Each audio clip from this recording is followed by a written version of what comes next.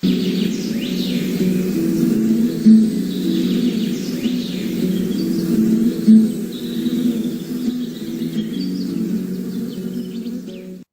Everyone, आप सभी का आई एग्जाम बी के यूट्यूब चैनल पर स्वागत है। आरबीआई असिस्टेंट राजभाषा परीक्षा आने वाली है और इसमें जो डिस्क्रिप्टिव पेपर होता है उसमें कुछ शॉर्ट नोट्स पूछे जाते हैं जिसको हिंदी में और इंग्लिश में लिखने होते हैं, वो टॉपिक दिए जाते हैं। तो आज इस वीडियो में हम देखेंगे कि कुछ महत्वपूर्ण टॉपिक क्या क्या हो सकते हैं जिसकी आपकी परीक्षा में आने की संभावना होगी। साथ में हम लास्ट में ये भी देखेंगे कि जो पिछले वर्ष ऐसे कौन से टॉपिक थे जो आपके आरबीआई डिस्क्रिप्टिव पेपर में शॉर्ट नोट्स में पूछे गए थे। तो चलिए देखते हैं कि इंपॉर्टेंट टॉपिक्स कौन से हो सकते हैं शॉर्ट नोट्स लिखने के लिए। तो कुछ महत्वपूर्ण टिप्पणियां या शॉर्ट नोट्स होंगे, जैसे कि आपके हिंदी तकनीकी शब्दावली एक आपको टॉपिक दे दिया जाएगा जिसके बारे में आपको लिखना होगा।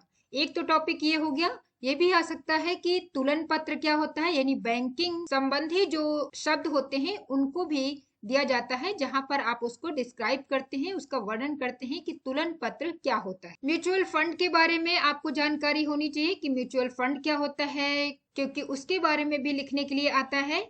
और क्रेडिट कार्ड क्या होता है, क्रेडिट कार्ड के क्या लाभ हैं, क्या नुकसान है, उन सब चीजों के बारे में आपको पता होना चाहिए, ताकि यदि इससे संबंधित कोई भी टिप्पणी या शॉर्ट नोट्स आपको दिया जाता है लिखने के लिए तो आप आसानी से उसे लिख सके। राजभाषा से संबंधित भी शॉर्ट नोट्स आते हैं हिंदी या इंग्लिश में लिखने के लिए, जैसे कि यहाँ पर एक टॉपिक दिया जा रहा है राजभाषा की धारा 3(3) के बारे में आपको पता होना चाहिए, ताकि आप उसके बारे में एक अच्छा सा शॉर्ट नोट्स तैयार कर सके।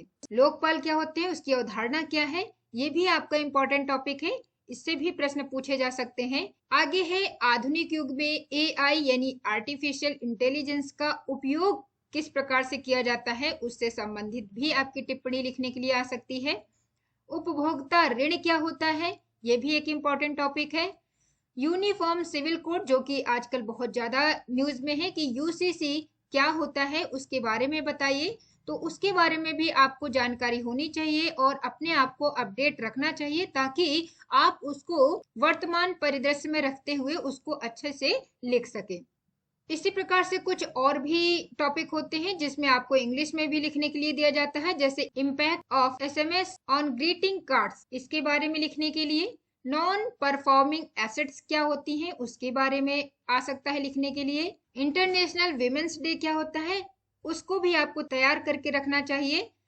इंफ्रास्ट्रक्चर फैसिलिटीज क्या होती हैं, उसके बारे में जानकारी आपको रखना चाहिए। नो योर कस्टमर नॉर्म्स, ऐसा भी टॉपिक आपको दिया जा सकता है, तो उसके बारे में आपको यानी केवाईसी जो होता है उसके बारे में आपको ज्ञान होना चाहिए। स्मॉल स्केल इंडस्ट्री के बारे में नॉलेज रखिए। इंट्रोडक्शन ऑफ चैट जीपीटी, जो कि ये भी बहुत चर्चा में इस समय है कि चैट जीपीटी जो कि आर्टिफिशियल इंटेलिजेंस का ही एक रूप है, उसके बारे में आपको नॉलेज होने चाहिए। इससे भी संबंधित आ सकता है क्योंकि ये वर्तमान में बहुत ज्यादा न्यूज में है। Official language of our country, यानी हमारे देश की जो राजभाषा है वो क्या है, उसके बारे में जानकारी होनी चाहिए। अनुच्छेदों के बारे में जानकारी होनी चाहिए ताकि आप उनको वहां पर ऐड करें, जिससे आपको ज्यादा से ज्यादा नंबर मिल सके। अब यहाँ पर ये क्या है, इंपॉर्टेंस ऑफ ट्रांसलेशन, ये आई यहाँ पर से गैप है, ये है इंपॉर्टेंस ऑफ हिंदी ट्रांसलेशन। तो हिंदी ट्रांसलेशन का यानी हिंदी अनुवाद का क्या महत्व है, जैसे आप राजभाषा अधिकारी बनने जा रहे हैं तो यहाँ पर बैंक में किस तरीके से हिंदी अनुवाद को महत्व दिया जाता है, उसके बारे में भी आप अच्छे से एक नोट्स बनाकर तैयार रखिए, ताकि ये अगर एग्जाम में पूछा जाता है तो आप उसके बारे में अच्छे से लिख सकें। रिटेल बैंकिंग के बारे में आ सकता है लिखने के लिए। इंसॉल्वेंसी क्या होती है, ये भी एक महत्वपूर्ण टॉपिक है क्योंकि ये बैंकिंग शब्दावली से संबंधित है और इसके बारे में आपको पूरा ज्ञान होना चाहिए। डॉलर वर्सेज इंडियन रुपी, इसके बारे में चर्चा, क्योंकि डॉलर और इंडियन रुपी घटते बढ़ते रहते हैं उनकी वैल्यू, तो उसके बारे में भी आपको ज्ञान रखना चाहिए, क्योंकि ये एक न्यूज़ होती है, हमेशा डॉलर और रुपया के बारे में न्यूज़ आते रहते हैं, तो उसके बारे में भी आपको जानकारी होनी चाहिए। तो इस तरीके से कुछ आपके महत्वपूर्ण टॉपिक्स हैं जिसके बारे में आपको अच्छे से तैयार करके रखना चाहिए, ताकि इससे संबंधित यदि कोई भी टिप्पणी या शॉर्ट नोट्स आए लिखने के लिए तो आप उसको आसानी से लिख सकें। ये हिंदी और इंग्लिश जो दोनों प्रकार से आपको दिए जा रहे हैं, तो एक आपको दिखाने के लिए है कि इस तरीके से आ सकते हैं, लेकिन जो इंग्लिश में टॉपिक है वो हिंदी में भी आ सकते हैं, या और हिंदी के जो टॉपिक है वो इंग्लिश में भी लिखने के लिए आ सकते हैं।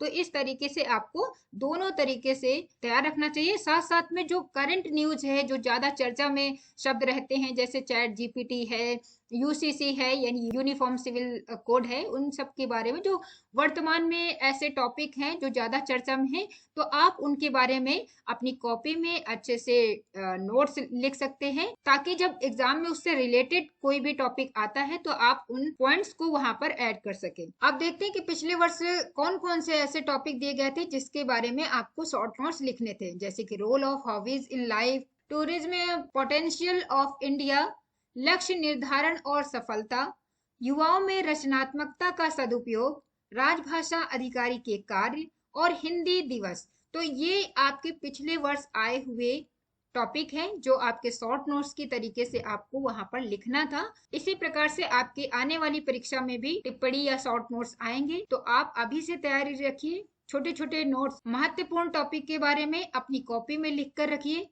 और उसके कुछ की फीचर्स भी उसमें ऐड करके रखिए और उसको रिवीजन करते रहिए, ताकि एग्जाम में कम से कम समय में अच्छा से अच्छा आप लिख सकें। आरबीआई की परीक्षा होने वाली है, लेकिन आईबीपीएस एसओ के लिए यदि आप तैयारी कर रहे हैं या तैयारी करना चाहते हैं, यदि वो विद्यार्थी जो आरबीआई की परीक्षा नहीं दे पा रहे हैं, तो उनके लिए आईबीपीएस एसओ एक अच्छा चांस होगा अपने सपनों को पूरा करने के लिए। और आईबीपीएस एसओ के लिए अभी आपके पास काफी समय है, क्योंकि इसका जो एग्जाम होता है, प्री एग्जाम जो होता है वो दिसंबर में होता है, और जो मेंस होगा वो जनवरी में होगा। तो आपके पास अभी काफी समय है। अगर अभी से आप इसके लिए प्रैक्टिस करते हैं, पढ़ाई करते हैं, तो आप जरूर अपने सपनों को पा सकेंगे। और यदि आप आईबीपीएस एसओ की तैयारी आई एग्जाम बी के साथ करना चाहते हैं, तो आप हमारे साथ जुड़ सकते हैं। और इससे संबंधित किसी भी प्रकार की जानकारी आपको चाहिए तो आप हमें ईमेल लिख सकते हैं, या फिर दिए गए नंबर 9205524028 पर भी हमें कांटेक्ट कर सकते हैं।